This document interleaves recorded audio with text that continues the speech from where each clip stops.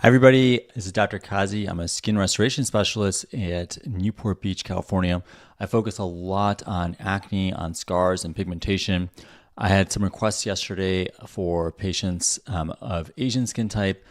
Someone wanted to see some ice pick scars and Boxcar scars, so I wanted to show this result because it's still a work in progress, but you can see at this point already for her kind of scars, we already have really nice improvement. Her skin tone is really nice as well.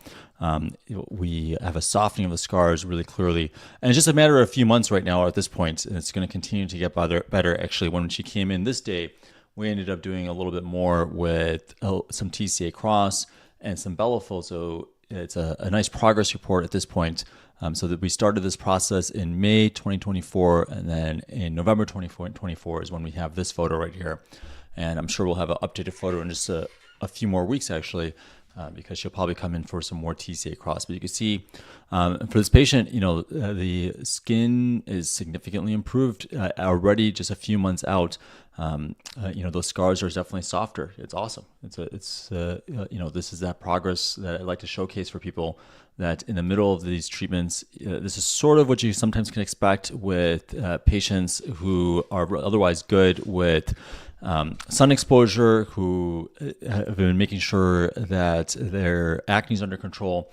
We could hopefully try to achieve something like this. So this is a patient of Vietnamese origin. You could take a look and see for her kind of scars, particularly her Boxcar scars, ice pick scars that she has, already a lot of improvement here. High user 15, what treatment was done for this patient? So we did a few things. We did TCA Cross in her case. We did Subcision. We also did laser in her case. I did a bit of CO2 laser on some of the edges of the scar. And then I did, and I also did an erbium laser. We also did a little bit of Bellafill for her. A few times we did some Bellafill there. Patty saying, oh my God, I'm getting Pixel RF Saturday for an individual ice pick scar. I'm nervous. Is it worth it? No, that wouldn't be worth it. I'm sorry to say. I'm sorry whoever sold you that. Patty, did someone sell you like a package of something like that for your ice pick scar? For your ice pick scar, they put you on like some sort of deal, like, oh, you get this, do this package, and oh my gosh, how many sessions did they sell? Patty's saying yes, they did sell a package for an ice pick scar with radio frequency microneedling. How many sessions did they sell you on? Can you treat scars like this while on Doxycycline? Well, Doxy will potentially make you more sun sensitive, so that's one risk, especially with a patient of Asian descent. I'd be worried with that. But otherwise, not too much of a problem. If you're doing it for like rosacea, is that what you're doing it for? That would make a little bit of sense, like a low dose of Doxycycline.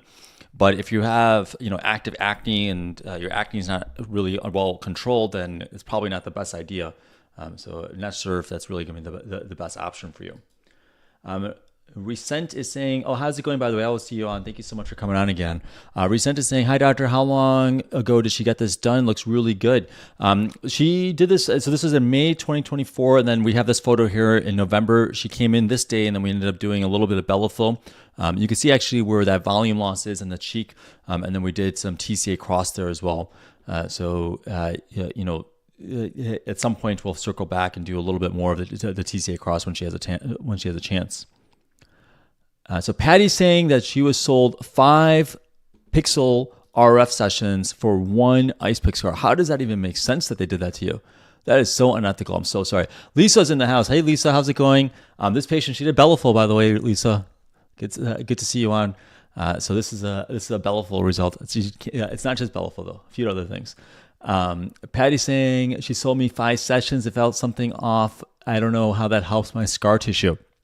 I'm sorry that they did that. I'm really sorry. How is it possible that they sold you 5 sessions of radio frequency microneedling for an ice pick scar? I mean, I just did a patient right now for today. Right now, I did one. She had 1 tiny ice pick scar. I just did TCA Cross for her, and I'm just going to continue doing TCA Cross on her. That's all I'm doing. Just a small little spot. It's not going to be too much. It's just a little bit, and that's all we have to do. So I'm not sure what they were doing. It sounds highly unethical to me that somebody sold you 5 pixel RF sessions for 1 ice pick scar. Really terrible. Shaman is saying, oh my God, I have dark skin and I'm using azelaic acid 15% 3 to 4 times per week for hyperpigmentation. Is this okay? Yeah, it's okay. It's not going to probably solve enough for the hyperpigmentation, but it's okay. You may try to do other treatments like Pico laser could help. If you're not near me, you could also try just Eucerin's anti-pigment cream. That's another idea to try to see if that'll help you too. Hi, doctor. Do TCA Cross wear off? Does it wear off? Well, it's gonna be about 48 hours of some mild red spots, but it's not really bad at all. Honestly, really not bad at all. So I don't find that there's much downtime really for any patient. So I wouldn't really worry about that particular issue. And that's why it's wild to me that for one scar, Patty, really you're saying one scar you were sold 5 sessions for that. That's just really unfortunate. Does Morpheus 8 help with ice pick scarring? No, not really.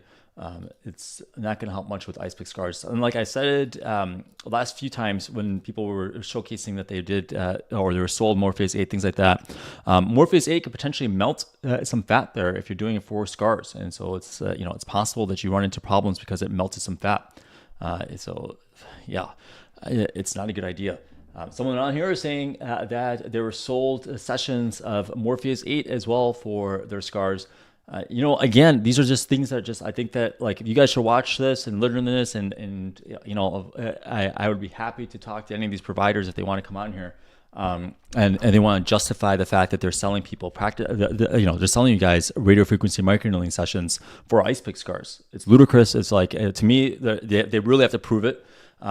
People that make these kind of claims, they really have to just showcase it and prove it. Prove that this is the thing that's going to help for your kind of scars, that it made sense to sell people these thousands of dollars worth of packages. And I'm sure they also bundle in a bunch of skincare random stuff there, and say that, you have to do this, otherwise you're not going to get results. Oh, it's because you didn't do that. It's none of that, none of those things. So I'm sorry that you got tricked. Really, you were tricked. I mean, at least it sounds like that. Here's a disclaimer. I didn't see you, so I guess I can't say definitively, but it sounds like it. And remember, this is a satire show, just so you know. We're gonna have a disclaimer on here. This is satire. This is a comedy show. Does the Icon 1540 laser help with ice pick scarring? Well, any laser could help a little bit with that, but it's again, ice pick scars. Really, you do more manual things. You do TCA Cross, you do excisions. Those things could help. But whether you're something like a laser is going to help enough. It depends on how thick the edges of the scar. And if it's not too thick, especially with ice pick scars, you may not expect it to be too thick. So a lot of times I don't even have to do it with a lot of patients if it's just regular ice pick scars. We may do some subcision though if it's clustered around in a certain area. We want to break that up there. Then we could do that. Subcision to break up the scar tissue, help it pop up. But you don't necessarily have to do lasers for ice pick scars. Do CO2 lasers help with deep scarring? Well, yeah, they would help if you are using for the thick elements of the scars. You want to smooth it down. You want to get closer to the base of the scar. It does help for that. It's not the big solution for a lot of scars though. There was somebody recently who was telling me that a dermatologist in the area was making the claim that basically lasers can solve pretty much any issue, which I thought was really interesting. It's how is it going to solve a rolling scar? I don't know. How is it going to solve these ice pick scars? I'm not even sure what that even means, honestly. But they were sold, of course, a big package and multiple Fraxel sessions. It had almost no result with that. So it's really unfortunate. And there's another person on here that's saying now that the halo laser was sold to them and it was ineffective for their scars, and in fact seemed to make the scars a little bit worse. It's again, I'm sorry that these are the things I'm hearing. So the halo basically is rolling on the skin. So it's rolling, and that rolling motion, sometimes people put a little bit too much pressure. I've actually seen it myself, and sometimes I watch these videos sometimes, and they're doing video and they're showcasing that they're doing it this rolling motion that could be a little bit too aggressive. And I've had patients actually who've had scarring from it. So I've had patients actually that ended up having some scars actually due to the halo laser. At least that's what they reported to me. They said that they had the halo laser, and the practitioner was apparently a nurse at one time was recently, and she was actually really devastated by it because she was actually doing it for anti-aging purposes. So she wasn't even doing it for scars, but they apparently went too aggressive with the rolling motion over there, and they ended up causing some deeper scars actually for her, which she never even had. She never even had those texture issues. So it's, again, really terrible that those type of things happen. And of course, she said she was sold a big package and things like that, and it's all this stuff. It's All these things I want everybody to know. I want the whole world to know that it's time to just like change this industry. It really is. There's so many things that like I hear from like behind the scenes too. Like a lot of people actually come up to me now, or they reach out to me, people in the industry on like, you know, the corporate side of things, and tell me some of the stuff that they're told to like push and how they're pushing it and things like that. It's like, you know, I work with the ones that I like to work with. They're very ethical type good people, but I think it's really important to maintain, especially as a physician, like some certain boundaries with this, and you know, making sure that you're doing things really in the best interest of each individual patient.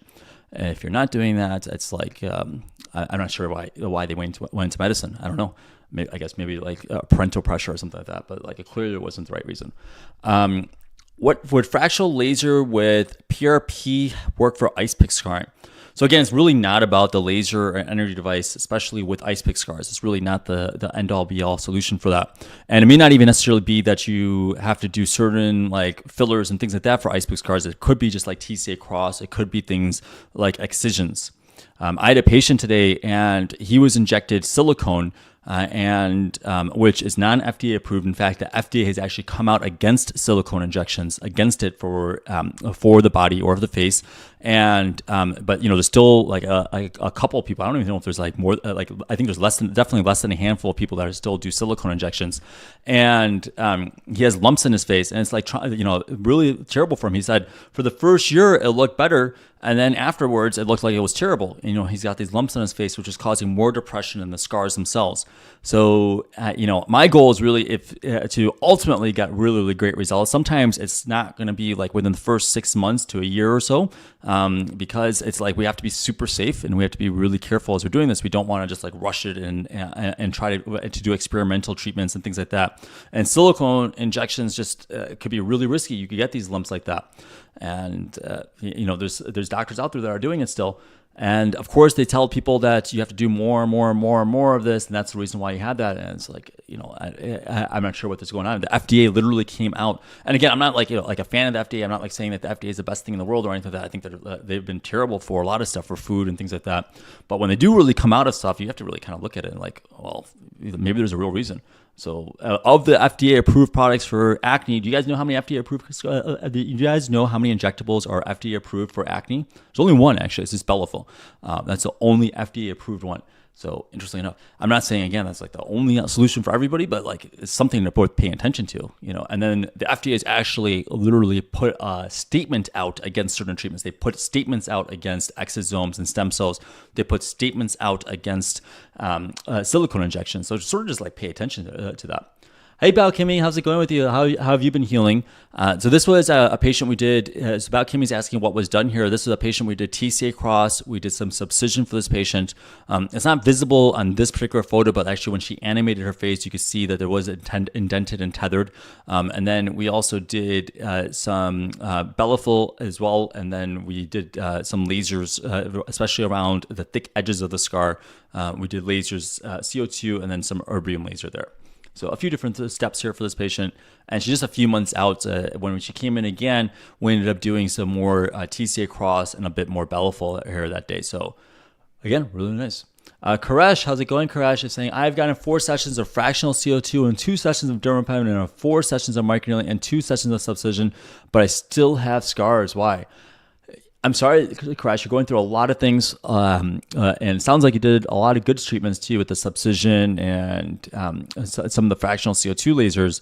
It's maybe that you have different kinds of scars. Maybe it's more ice pick scars that needed other types of tools like TCA Cross or excisions, or Boxcar scars that needed something else too. It sounds like you didn't do much for volume, and volume is so critically important. And it's like, I'm not even sure if people really understand how important volume is, because when you're dealing with scars, you're seeing some of that surface, that damage on the surface, but a lot of times there's this component underneath there where the fatty tissue is really destroyed. And you do have to do something for that volume loss. And so that's where it's a bit of a barrier for a lot of patients, because I know there's a cost involved with it. It takes a while for patients.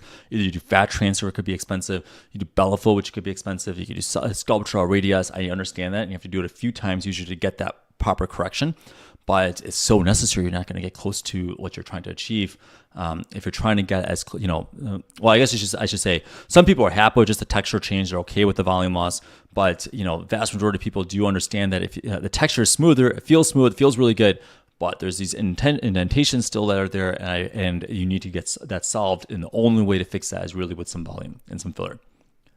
Oh, Biochemy's coming on Thursday. Awesome. Biochemy did a combination session a month ago, so we'll see how you're doing actually. And I can't remember if you let us share your results. If you do, let me know, because that'll be helpful. Let's see here where we are at right here. What do I think of PRF or EasyGel for under the eye hollowness and wrinkles right under the eyes? They're all good. I think PRP, PRF, they're all good options for under the eyes in terms of just like getting some of the blood flow refreshed. You want you want that skin quality a little bit better. It's really good for that. But sometimes there is true volume loss, and you have to give a little bit of volume. And if you're not doing that, you may not be able to get to the results you're trying to achieve.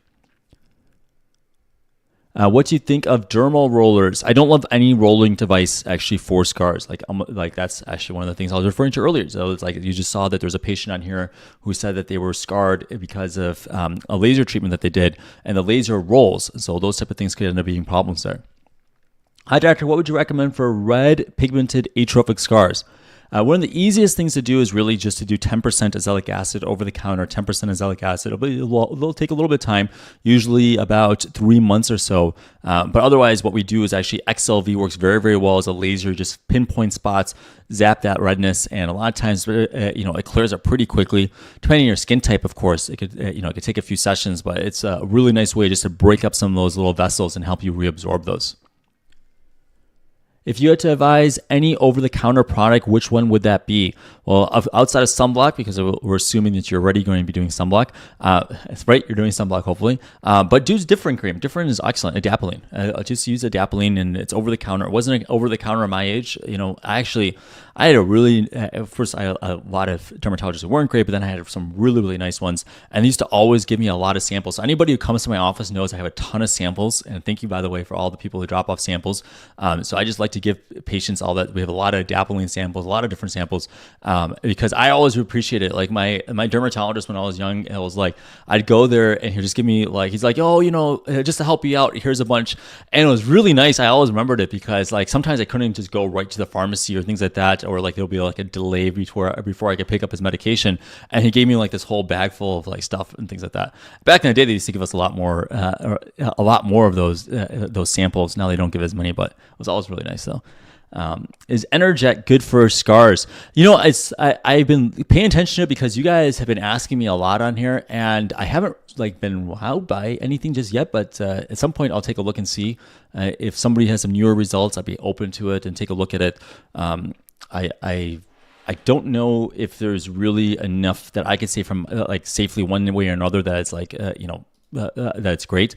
It reminded me though of another device that I used, which I did not find was helpful at all, which is very, very similar though, and it would basically push liquid. We're saying it was basically pushing water or something, some of acid, like mandelic acid, for example, something like that, and it'll push it into the skin. They were saying needleless, and I found that just wasn't working well at all. It was maybe a couple people thought it was a little bit beneficial for them, a little bit mildly exfoliating, but definitely I found you couldn't justify the cost for it.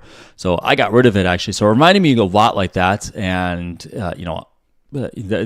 so I like I said, it kind of has a big threshold, a big barrier to really prove that it works well. It's minimally invasive, it's pushing it in there, and I don't know if it's really going to be able to be justifying the cost for patients, because I haven't seen anybody in the scar world really showcasing amazing results. Sometimes there's a little micro swelling that occurs after scars.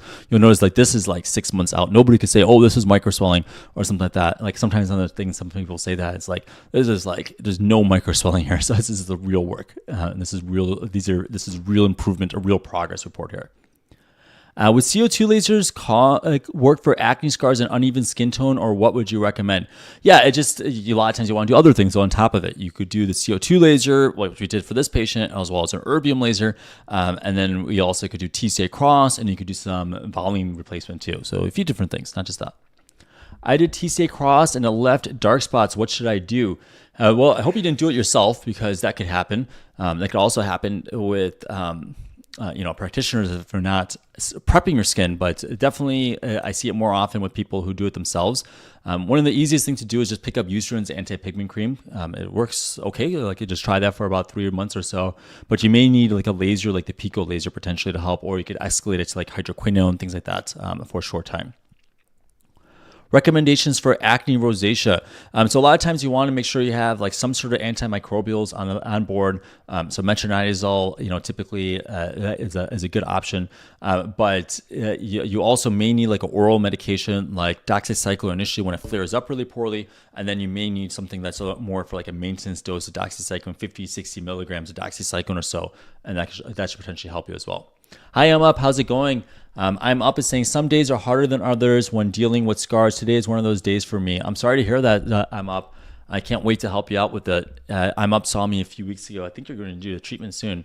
But it's every day. It's like I hear the emotional toll that this stuff takes, and I don't know if other people really understand that there really is a huge toll that this takes on people. I think everybody in this, on these chats and everything like that understands it, but a lot of people in the world, a lot of practitioners don't seem to understand it. Like they just don't. They think that it's really just like a matter of just plumping it up with a little bit of filler and like making it look good for 6 months, a year. People that do scars really want this to look better and better over time. They don't want something that's just going to like plump it up for a bit or so. I've had people that have gone elsewhere, and it's like.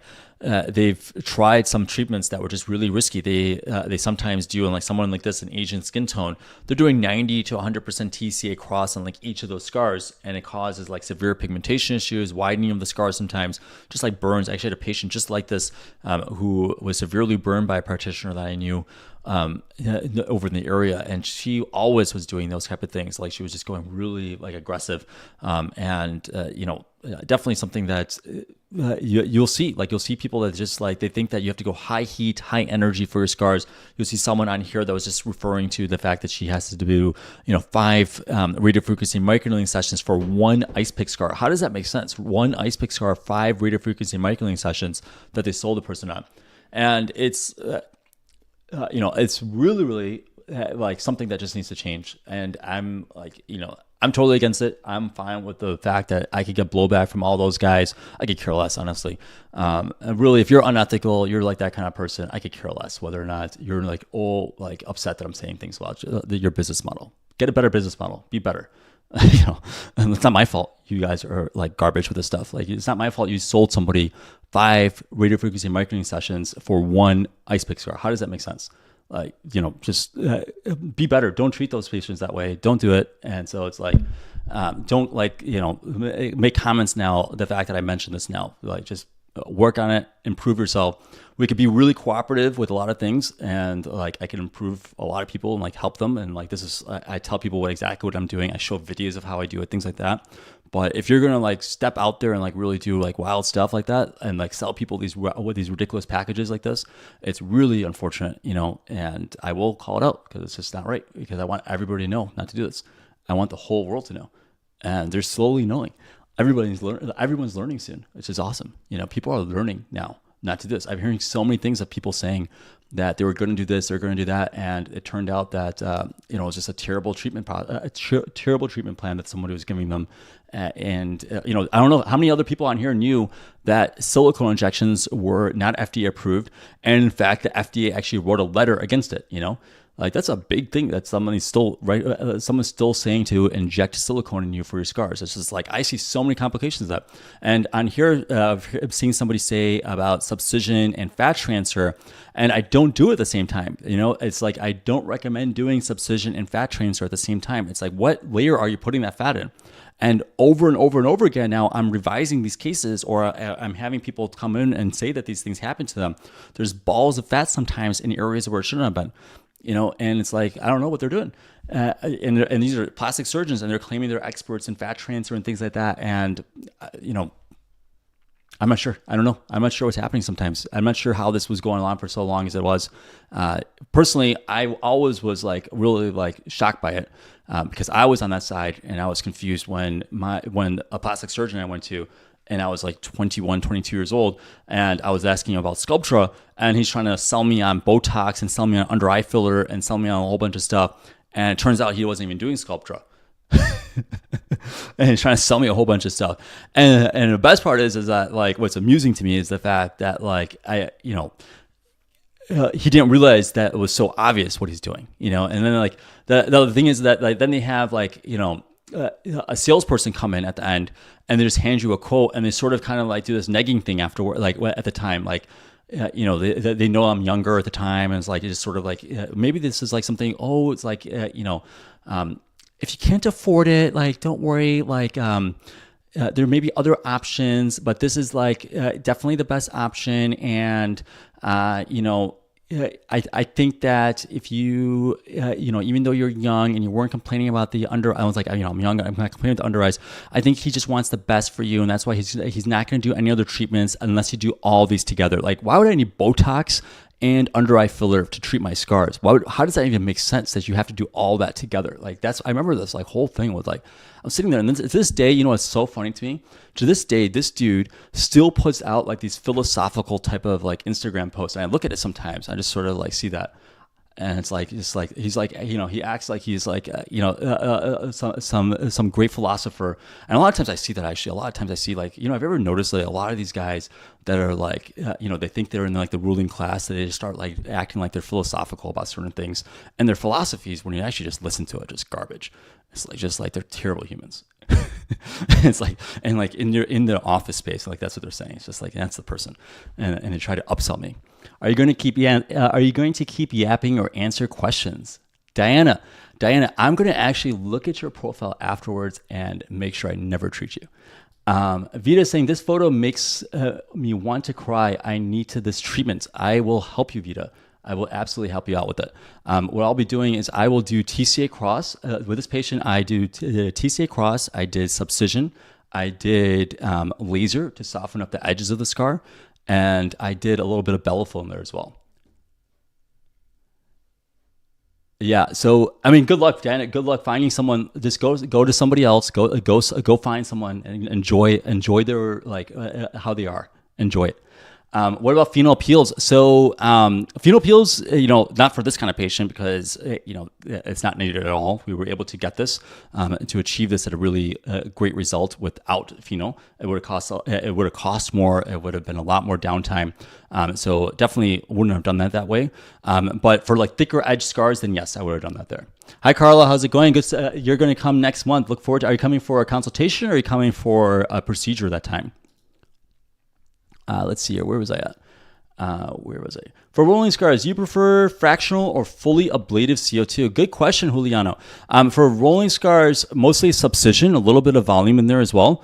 And then if we need to, I use like the thick edges of the scar. Like for this example, for this patient, you can see those thick elements of the scar. We'll soften those up with a fully ablative CO2 laser and then blend it in usually with a erbium laser or a fractionated form of the CO2 laser. Roy, how's it going, Roy? Hi, Dr. Qazi. What are some aftercare products that you recommend that could help maximize results, such as collagen supplements, tretinoin, etc.? I'm still relatively ambivalent about collagen supplements. Like this patient, she didn't do collagen supplements. She still got a great result. I'm okay with people trying it out, though. It's okay, especially initially. It's not a bad idea. Zinc is another thing that could potentially help as well. But I do use a pigmentation cream, which I use afterwards, typically about 2 weeks or so after the treatment.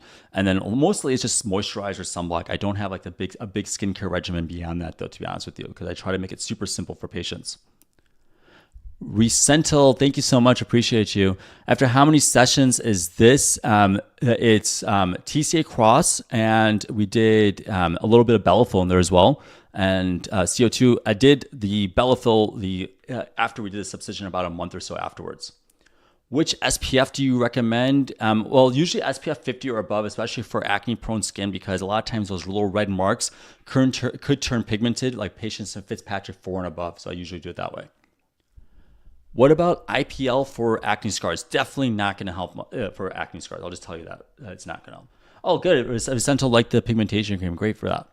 Hello, doctor. Any tips for hirsutism other than spironolactone? I was going to say spironolactone. I mean, you could do laser hair reduction.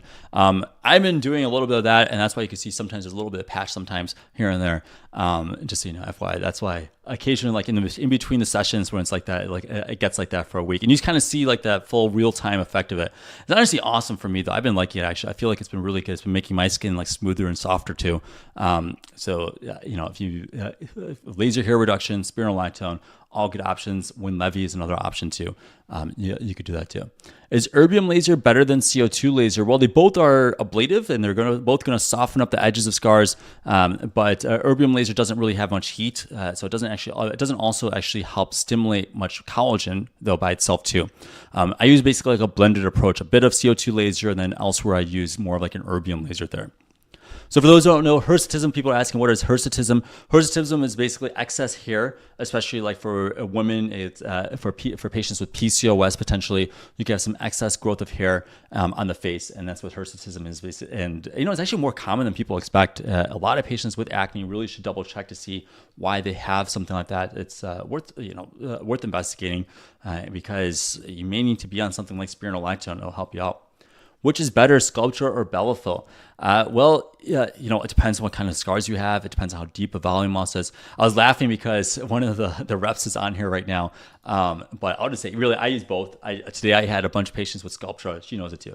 I did a bunch of patients with Sculptra, did a bunch of patients with Bellafill. But I was just laughing because it was one of the reps or one of those companies was on here. So that's like, you know, it's true. But it doesn't matter to me. Whatever is necessary for the patient and whatever you're comfortable with. You know, I know that some people don't want the permanence of Bellafill. I personally love the fact that it's permanent. I love the fact that I have some sort of scaffold for the scars. Like no matter what happens with my weight fluctuations, I always have something, which is awesome. Juliano saying, can fully ablative CO2 with aggressive settings and 2 passes give results like phenol peel? Well, it's a good question because you may not even need that kind of aggressive setting and 2 passes or anything like that. And phenol peels, it depends on if you really are going to need that or if it's really going to give you a full result. I had a patient just last week she said she almost had no improvement from her phenol peel that she did elsewhere. And it's because they didn't undermine the skin, break up the scar tissue properly. They didn't give, they could have done some TCA Cross more frequently, things like that to soften it up a bit. And then maybe she could have gotten improvements before she even did this phenol peel. So I don't know, you know, what kind of scars you have. And Juliano, you know, a fully ablative CO2 laser is very, very aggressive, and you're seeing 2 passes, and that's like exceptionally aggressive. So I'm not sure where you heard that from, but you really don't have to go like aggressive settings, 2 passes, things like that. It's just maybe go to somebody who does multiple different steps and different layers of the skin. Where was I at there? I missed a question here. Do I have a location in Chicago? I'm from Chicago. I have a lot of patients from Chicago. They always say, can you go back to Chicago? No. How cold is it right now in Chicago, by the way? I heard right now that it's really, really cold. I don't know. I had a lot of patients someone from Toronto today said it was snowing over there. Someone from Chicago today said it was really, really cold there. I don't think they said it was snowing though. But a lot. So I'm like, you know, I like it. I was in Chicago, and then there was a snowpocalypse in Chicago. I don't know if you were in Chicago at that time when there was a snowpocalypse, and literally Lakeshore Drive was completely frozen, and people had to walk, you know, in the freezing snow to get like outside. And I had to go to Cook County Hospital because that's where I was working in the burn unit or trauma center at that time, actually. And it was like, you know, I had to go to work that day, and I was like, I'm out. I was like, this is done. So that was my thing with it was like a snowpocalypse. That was just like, done. This is it. So yeah. So I mean, I do like Chicago, of course. Like I like it, enjoy it. But like I'm from there, but all my team is over here. We do it at a very high level, so I'll stay over here.